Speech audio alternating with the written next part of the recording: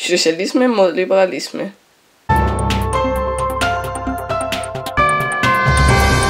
Forestil dig, at du skulle betale, hver gang du skulle til lægen. Folk med en høj indkomst vil sagtens kunne klare dette. Hvor folk med en lav indkomst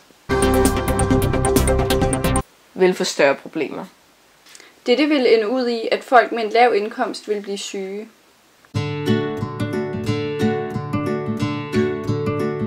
Hvis man betaler skat, Kan man komme gratis til lægen.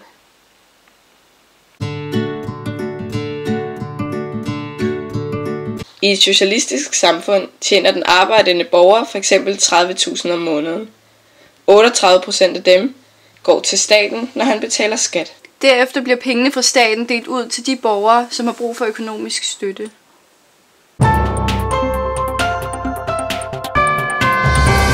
I et liberalistisk samfund sørger folk for sig selv.